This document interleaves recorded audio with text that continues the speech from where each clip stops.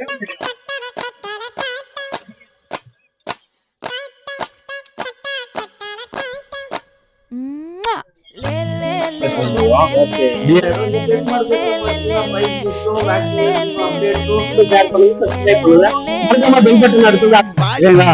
வந்து பாத்தீங்கன்னா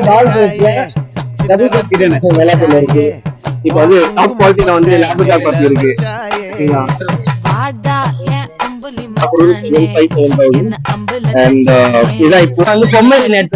பொம்மேரில பாத்தீங்கன்னா மேல இருக்கு, ஃபீமேல் அவைலபிளா இருக்கு. மொத்தம் 5